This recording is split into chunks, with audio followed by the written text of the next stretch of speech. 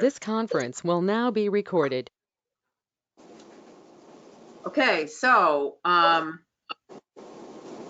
think that the big thing is that we can just jump right down to the pollinators thing. So then Jennifer can tell you what she's about and what she's interested in. And again, she can be free to stay and listen to us, or she can go at any point, depending on what's going on with her. Jennifer got a hold of me because she had seen all my numerous talks about or in the Citizen about the fact that we're trying to do these pollinators pathways and what to do, and contact me, and she had trouble getting a hold of me, which I don't know why it was, but we finally did hook up. And she's very interested in the pollinators. And for those of you who have an interest, Christine Acevedo is having another gathering of the people who are interested in planting pollinators pathways, or learning about it, or seeing what's happened to her place, because she did this amazing thing with goats, and the goats came in and ate the poison ivy and the bittersweet, so that it was I think they did a really good job of it. And so she's going to show people what they did and talk about what happened, and have other people share what they're doing in terms of the gardens that they're thinking about or have already planted or interested in. Last time, I think we had about 10 12 people there. So I don't know how many are going to show up on Saturday, but it looks like it probably is going to be a good day, and that's at 3 o'clock. And so if you're interested and you don't know how to get to Christine's house, well, you should email Christine if you're planning on going, so she knows how many are going to attend. So with all that, Jennifer, I'm going to give it over to you and let you talk for a little bit about what your interest is and how you want to be involved with all this. Okay, great. Thank you very much. It's lovely to meet some of you. Some of you I actually do know, like Pam I had met, and Gwen, I think I met you at a garden club meeting as well. And Loretta I've known for many years. I've lived in Ashford since '94, and at one point was on the Board of Ed for about 5 years. I was chair for 2 of it after Lauren Olson stepped down. And more recently, I've been a member of the Ashford Garden Club. And my own garden is actually designed as a habitat. I joined the National Federation where you can sort of designate your garden as a habitat. So it's designed for providing wildlife, even though it's only a single acre down on Iron Mine Lane, but it's actually connects 2 pieces of protected forest. Behind me is Joshua Trust, the Iron Mine Valley Trail, and my husband is actually the steward for that, for Joshua Trust. Then on the other side of our road, it's all state forest. We're very near the Nutmeg Trail. So in any case, I had been following a lot of the practices that Pollinator Pathways looks for.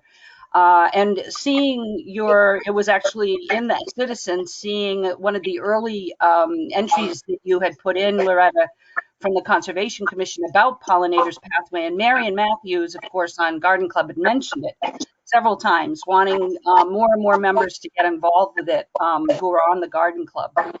So, when I decided I wanted to I explored the organization. It's what I'm already doing. There's no chemicals that I use on, it's all about supporting pollinators.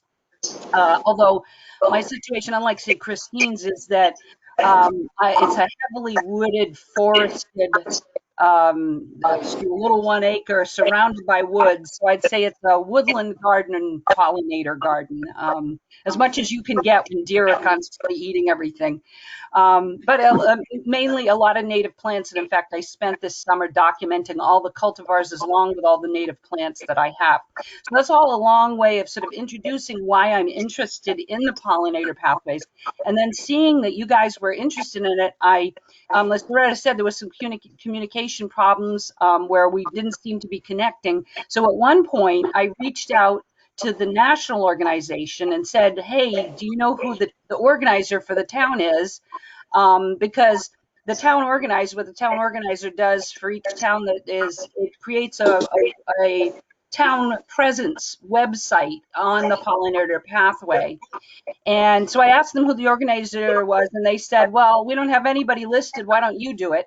So I said, well, okay, that's not really what I had intended, but I'm happy to work on that kind of thing. It's something that I'm really believe in. I have had a chance to talk to Marion Matthews, who said she could serve as part of a steering committee, me and her, and then we'd be looking for other people. And I think the goal would be to try to create a website. There's all sorts of, they sent me a bunch of information about sort of what they want when a town wants to become a presence on their website. And a lot of it is building a website. Of course, it's a lot of, getting out the word, trying to get more and more gardens registered that qualify for what they're looking for, as Christine has done with her meadow. And I will be there on Saturday, so if any of you are there, I can meet you in person. But the idea would be that either I'm complimenting things you guys are doing, or you hand it over to me and I can take it from here and keep and like come to the meetings and let you know what we're doing. I'm totally open to however you would like to do it. But I guess the idea is I'm sort of offering my services to develop the website, develop the outreach, and to try to get more and more people involved. And just so you know, I do work full time. I'm a professor over at UConn. I teach in the political science department, international relations. So I'd sort of think of this as my sort of side job hobby, the way my garden is.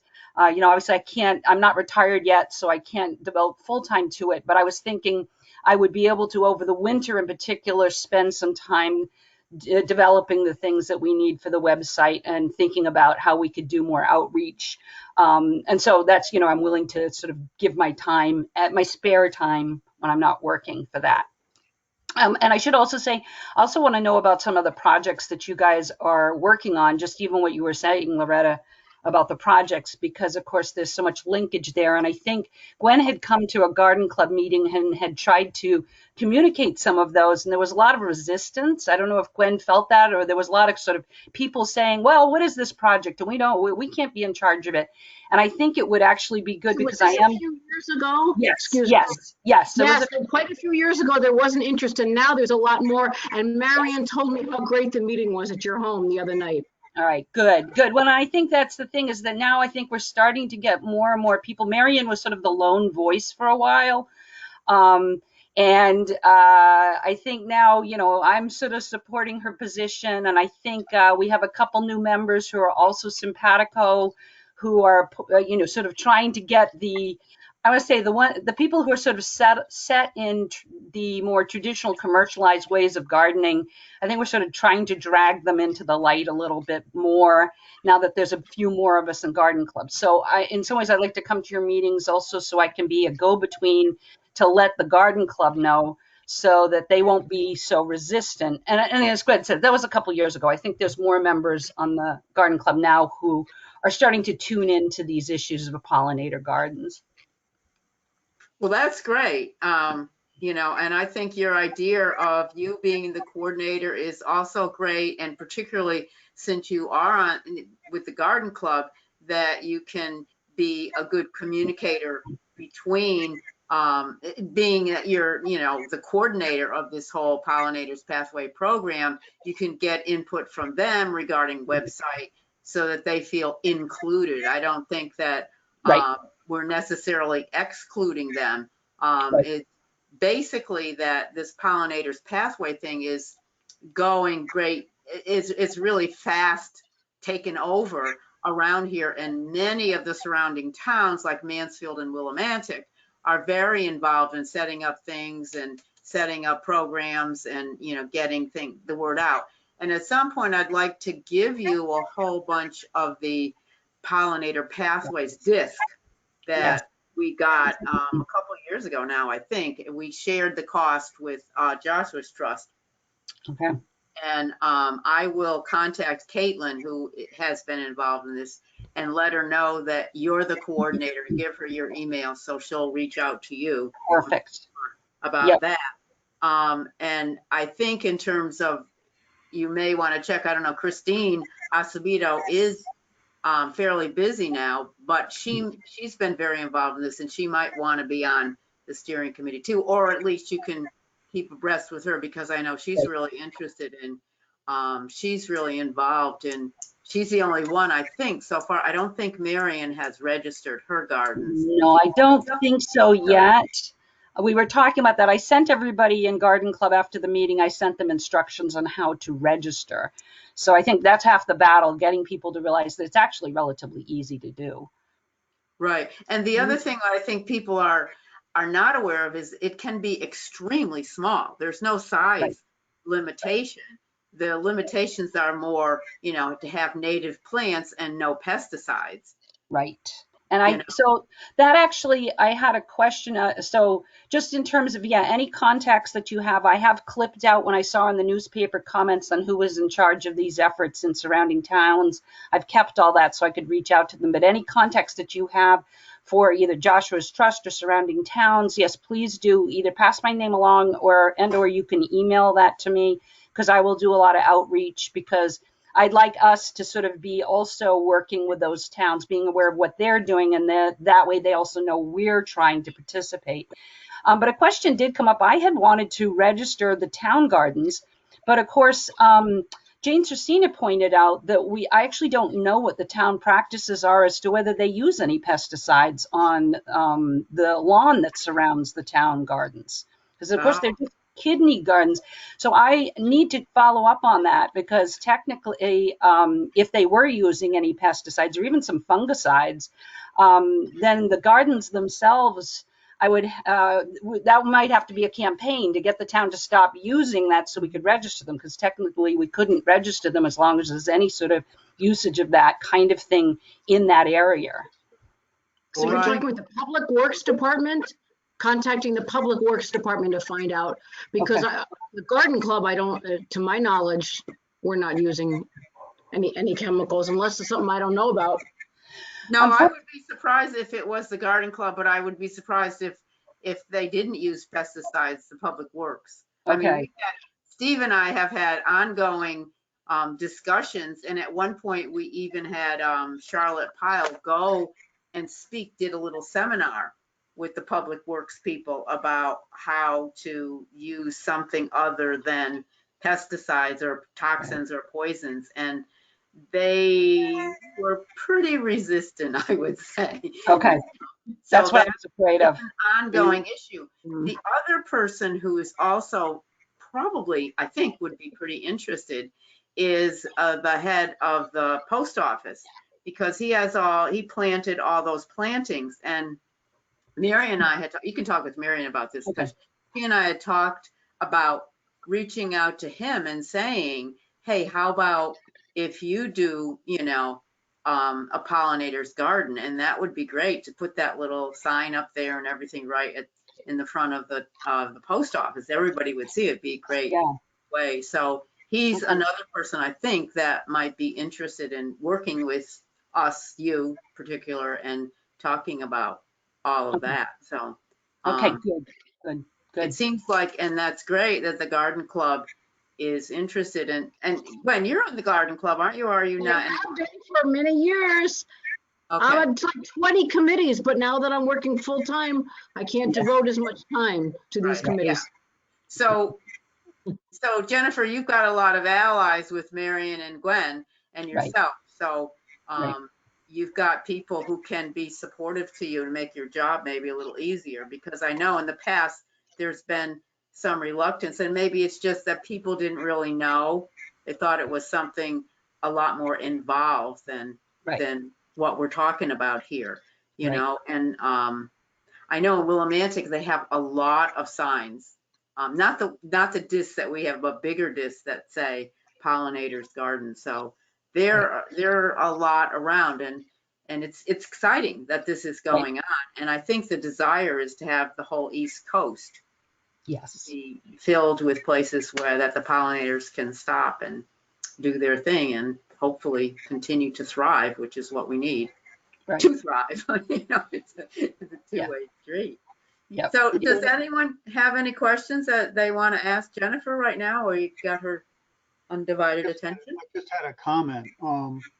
I've seen signs on the lawn at the town hall that said, and you've probably seen them too. They refer to ticks, and I think that they quite possibly may use pesticides there. Um, another another more subtle way to try to figure out if they're actually using chemicals, which could be just as harmful, would be asked if they fertilize. Mm, You know, because these so-called fertilizers often incorporate, things to kill grubs or whatever else, which, maybe, they may not think they're applying pesticides per se, but in fact, right. they may be. Uh-huh. All right. Good. Good. Excellent. I've made a note of that. Yeah, because I haven't thought about that. Absolutely. So, I mean, it is a little bit of an issue just as a town-wide effort if we can't even register the town gardens because the town is, so it will be interesting. We could certainly, your point, Loretta, that even a small size, I mean, there is the garden that Marion created there as a pollinator garden, that small section is following the practices. So technically it could be registered, but it doesn't really constitute the entire gardens if they're using, as you say, Steve, fertilizers with grub killers or other pesticides, or even some sort of fungicide somewhere. Then it defeats the purpose. But it's something, again, I think it's like a multi-year project, right? To change hearts and minds. Yeah. Yeah. I want Jennifer, to thank you very much, Jennifer, for doing this with all the work you have, all the No, other work you have. I really, as I say, it's something I'm very committed to. Jennifer, another prime location in town is the Ashford Memorial Park. Okay. There's a huge space down there. In fact, last year there was a bit of an uproar that they had cut in early August quite a bit of some of the what some people would call weeds, but in fact, it was the flowers that grow along edges, goldenrod and other things. And so there's some community support for them not mowing down there at certain times or until October. Yeah. Another place you should check out, though, if you're not familiar with it, it's a really big space. Yep. And one last thing, I don't know what you're planning to use for website software. Are you familiar with that? You create your own website? It's yes and no. I mean, I've had some experience at UConn having to run programs, but not fully. No, I'm not an expert on it. The Pollinators Pathway did send a lot of information on how to do a website and their recommendations so that it would interface with them. But any recommendations you have would be great. Well, I do quite a bit of website work on WordPress, but Okay. that would probably cost you money. Okay. And I'm guessing they're not giving you funding for No. this. No. So Google Sites is probably a really good alternative. And Okay.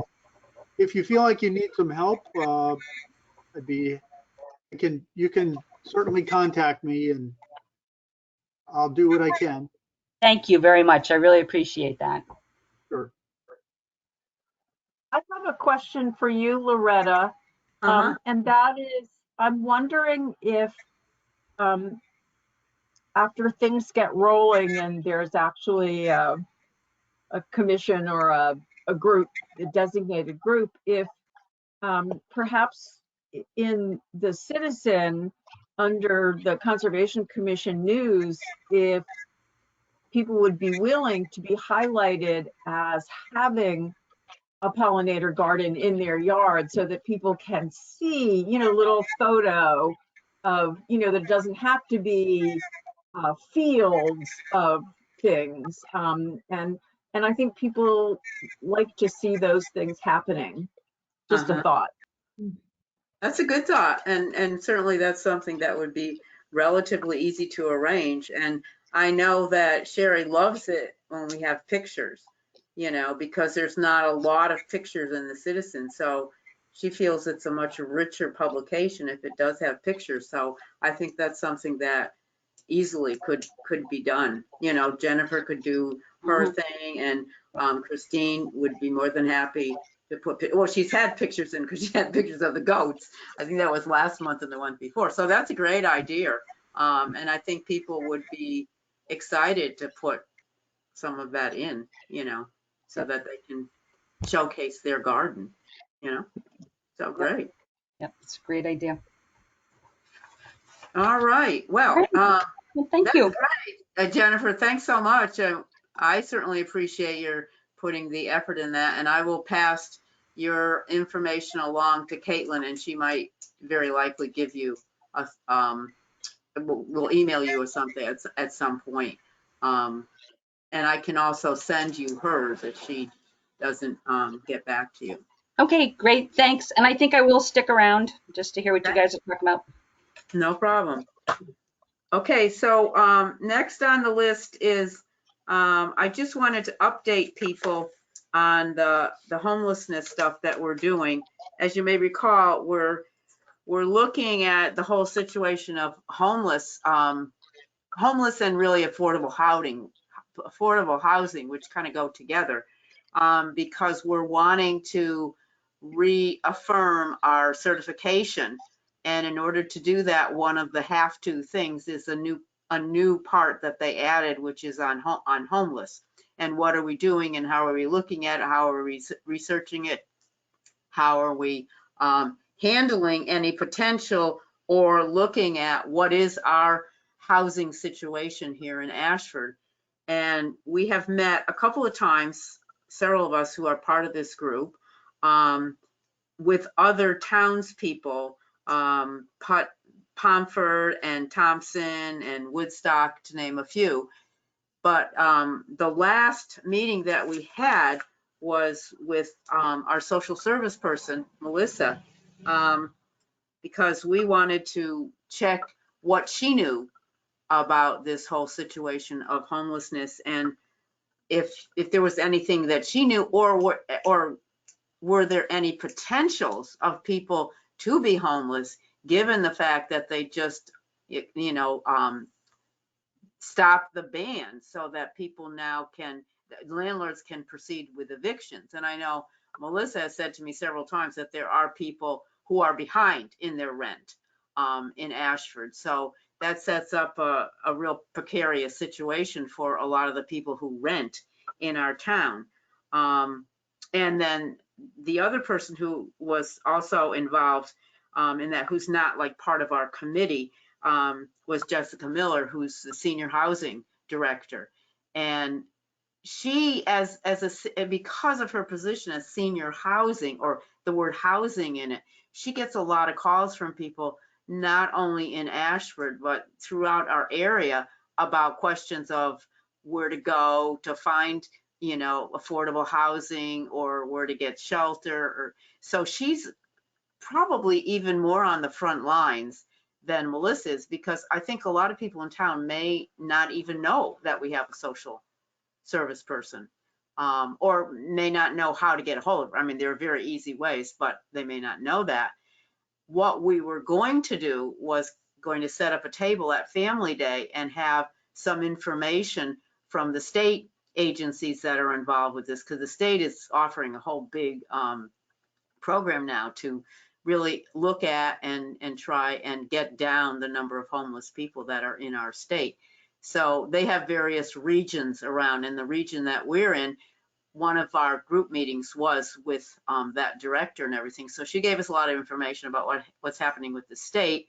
The person who runs the No Free shelter in Willimantic was at one of our meetings, and another person who looks at homelessness was very helpful, and actually sent us some information that we were going to distribute. A lot of what's going on now is, since so many things are being canceled, we're not quite sure how to distribute some of this stuff. But I think you gave me an idea, Stephanie, of maybe we could put one of those flyers right in the Citizen, you know? And I don't necessarily think that anyone who is in that situation, may be potentially needing this, would necessarily be reading the Citizen, but there may be other people that know them. You know, my guess is there might be people who are doing couch surfing in Ashford, you know, who technically they do have a place to stay, but really not really, you know, when it comes right down to it. So that may be a way of having friends reach out to people and say, hey, did you know you could call this number? Did you know that this was available to you? And there really are a lot of things available for veterans, which I found out. So that's another aspect of this. And Melissa herself didn't really know of anybody who was homeless. Did talk about a lot of people who were behind, of course, in their rent payments. But the other suggestion that was handed out was that maybe we should check with the food bank person, because they may also be aware of people who are in financial straits, which I'm sure also affects their housing situations. So this is just an ongoing thing that we're going to be looking at, and we're hoping to do something. One of the requirements for sustainable is to do this equity kind of thing. So Stephanie, fortunately, has volunteered. It's amazing, Stephanie, to attend a training. Right? That's in October, right? The trainings?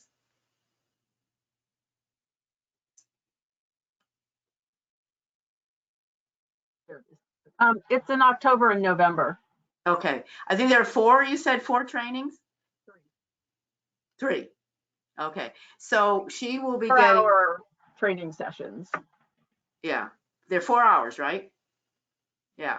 So they should be giving you a lot of information, which would help us. The thing about the equity thing is you have to start from the very beginning and develop a survey and fill that out. We did go through this last time when we got our certification, but it's a tedious process unless you know what you're doing. And Stephanie knew what she was doing because of her past work experience, but we were all like, oh no, this is gonna do us in, kind of thing. But we did get through it.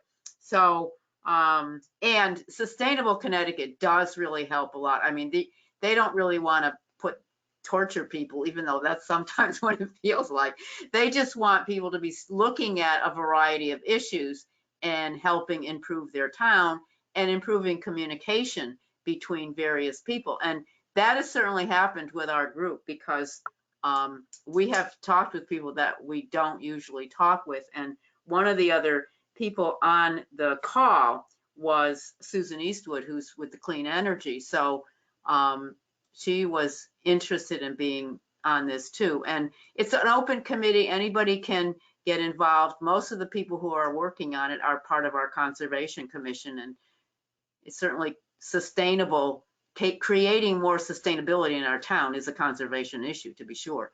So that's kind of where we're at with that. And if anyone has any further questions or has any other ideas about how to publicize some of this stuff, like I said, like Family Day would have been a great day, because many of the people who attend Family Day, in the past anyway, aren't people that I see at other things. They're not generally people who are very involved with a lot of the commissions and stuff, you know. So it's a great opportunity to reach another aspect of our community. So that's where we stand with that. Does anyone have any questions about that? I think we have to finish our application by May, I believe it is, May 15th or something like that, somewhere around there. So we do have some time, but time tends to slip away with these things because we need to stay on top of it. And at some point, we usually get an intern to help us. There was an intern who was helping arrange these meetings and everything during the summer, but that's changed, and I'm not sure we'll get a new one until January when the new semester starts. So again, if you have any questions or want to get involved, just check in with me. That's it for that. And now let's move along to Pam. and her famous cleanup. Well, I haven't started my cheerleading on Facebook yet. I'm waiting until the beginning of October. I talked to Ian Preston. He came out to give me an estimate on some more work. And I asked him if he thought that it helped at all, him, being our sponsor last time. And he said he really didn't get a feel that it made a big difference, but I think he still enjoyed coming out and helping us with it. But when Well, Ian did a lot of work, including putting up those signs, which certainly publicized the fact that that's what we were doing. I think COVID kind of cut into some of that, but that was certainly true. And he did get a lot of publicity in the Citizen.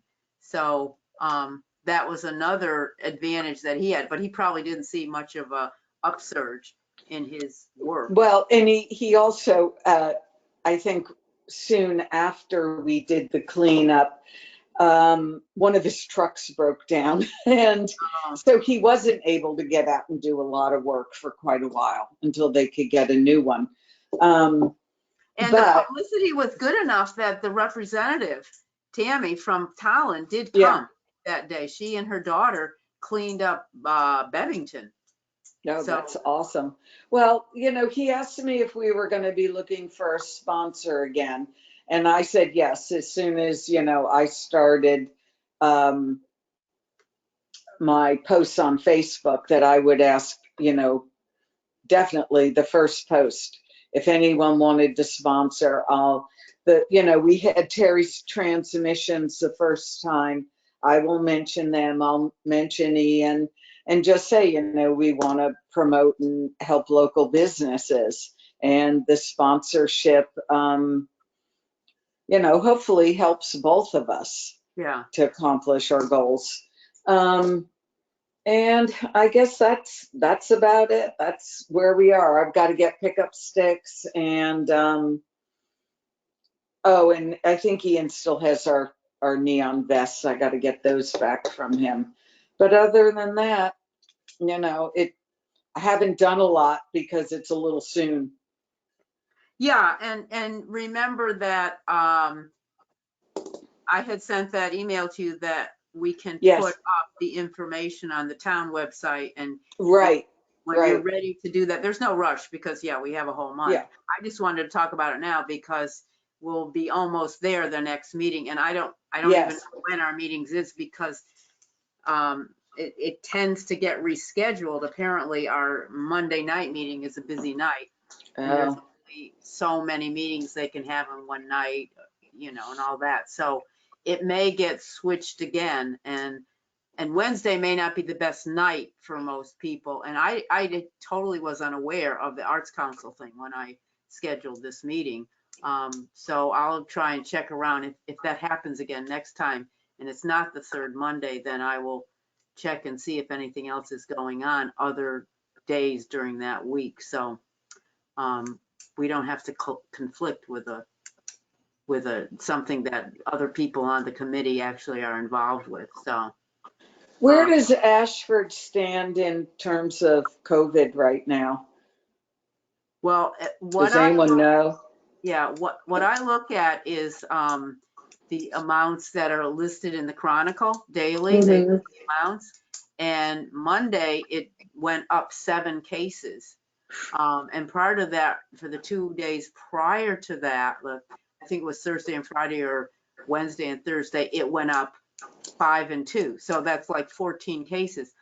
I did hear that there's 2 of the classrooms, I think, were on quarantine because of, I don't know whether that was a teacher or the kids or what, but certainly if someone in a classroom, one of the kids is infected, that the way this thing is going now, that would probably spread. But I think that's the reason why Family Day was canceled, because it was canceled just a few days before. And, that's a whole bunch of kids hanging out with each other. So Steve, have you heard anything? Because I know sometimes you have contact with the school.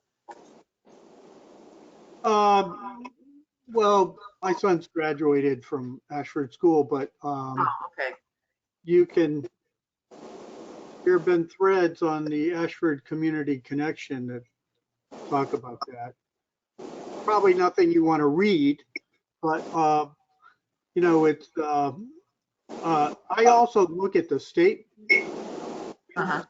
Ashford was, code red up until recently. It may have turned orange, but Ashford has a lot of cases per 100,000.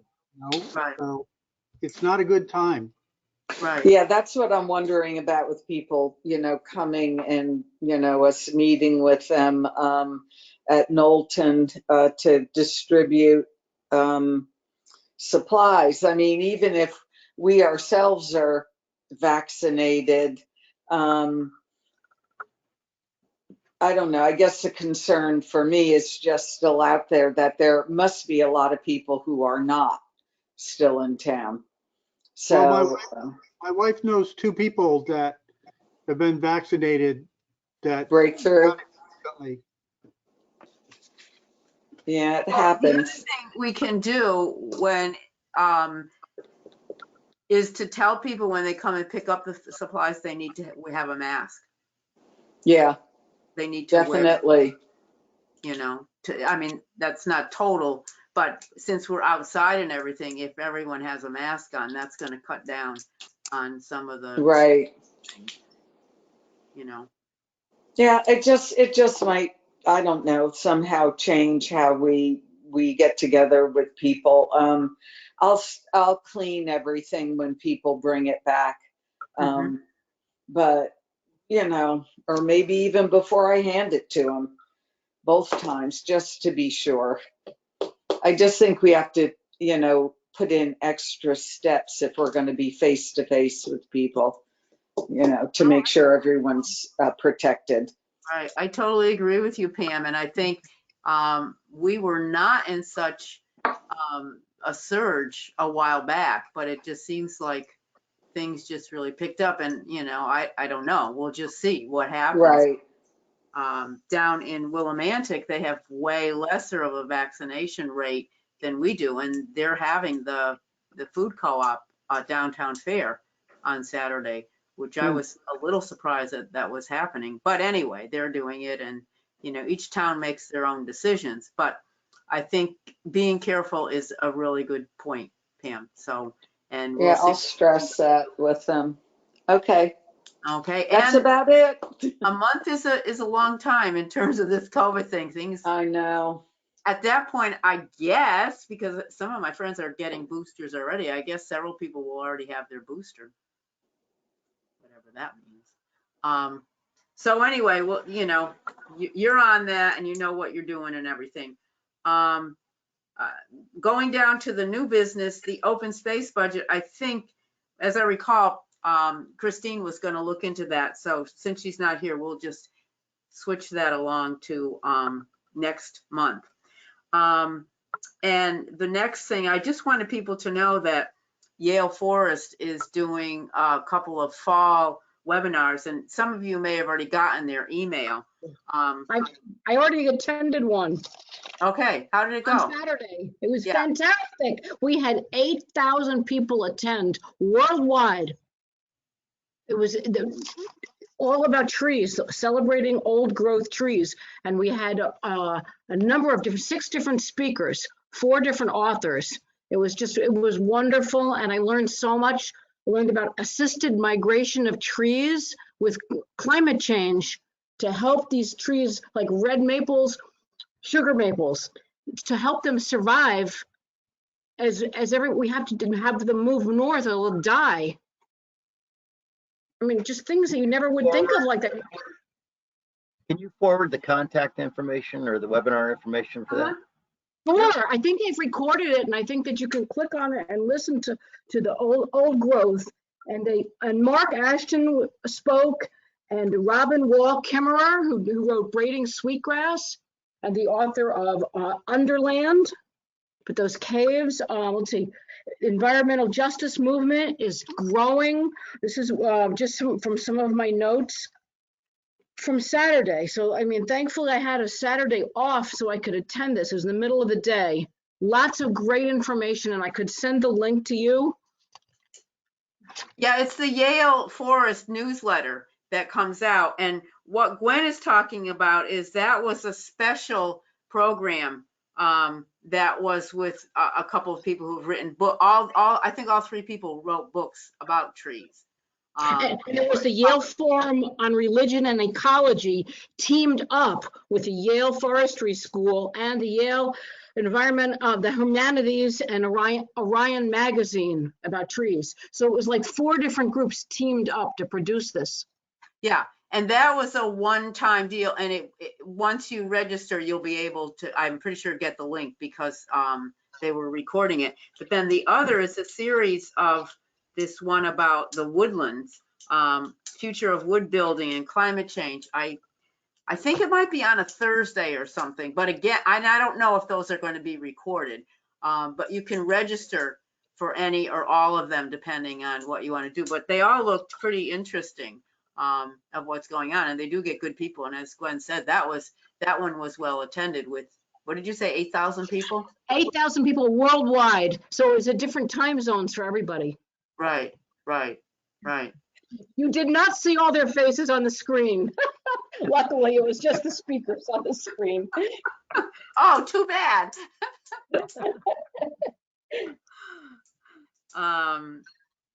Okay, and the last thing I had on the business is I wanted to let people know that the Last Green Valley is doing a Forest Legacy application. They've already submitted the application, and I have to write a letter of support for Bill Reed, who's kind of the one who's heading this up.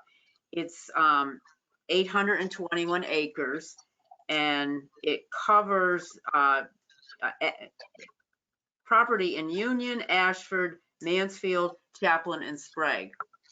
So hopefully they stand a good chance of passing that through, because, you know, most of these places are attached to other, like just as with our Forest Legacy project, a lot of the properties were not that big, but they were attached to already protected lands, like the Nipmuc or Yale Forest or something. Well, Yale Forest isn't permanently protected, but it's safer than most other places. So hopefully they will be able to do something and get some funding at some point. We lucked out when we got our funding because of a series of events that happened. So that's why we got our funding. And as far as I know, the Forestry Service is working on those people who put in for Forest Legacy. Now they have to go through, it's a big long process of they have to survey the land and negotiate amount of prices for the land and all that. And so it takes a long time, but they just began to do that at the beginning of this summer. They had just finished up with, I believe, a project that was in Stafford or Stafford Springs. So the people, if you know anyone in town who's part of that Forest Legacy that we did, it seems like eons ago, but I think it was only 3 years or something. They're probably being contacted by the Forestry Service and are setting up appointments with them and everything. The thing is that Dan Boccaccio is the person who has to go, it has to go through him as the state person. And so he's only one person. So he's running around working with all these national forestry people. But anyway, it's in the works. And I know How is Jeff Barclay doing? Jack Barclay, who spearheaded this, how is he doing? Is he hanging in there? He's hanging in there as far as I know, but he has many issues. So I know. I hope he lives long enough to see this come to fruition. I know he worked so hard on that. Oh man, it was a lot of work. So I think that's all I had.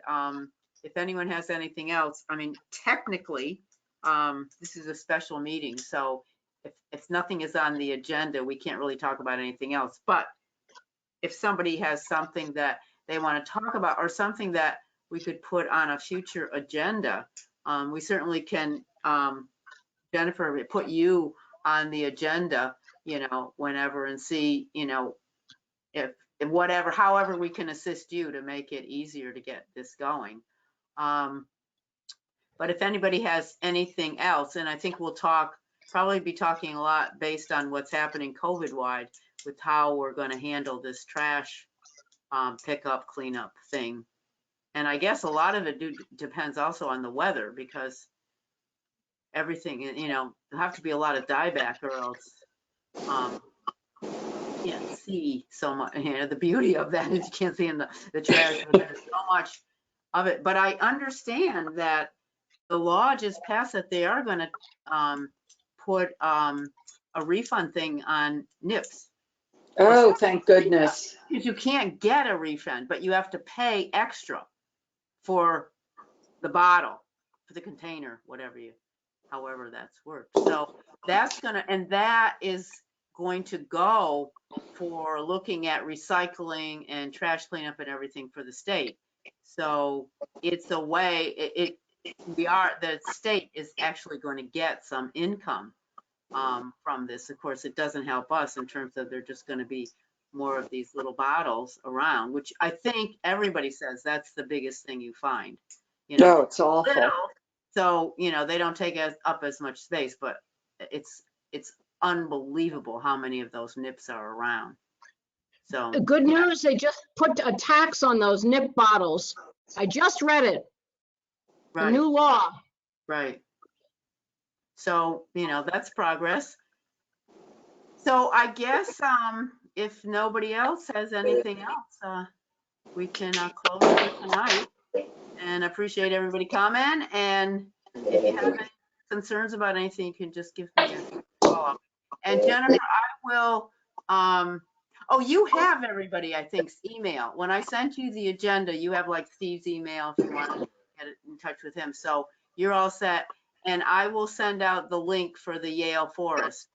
So Bill, you and Stephanie can have that. And I think that's it. So enjoy the rest of the evening, and we'll see you next month. Thank you, everyone. All righty.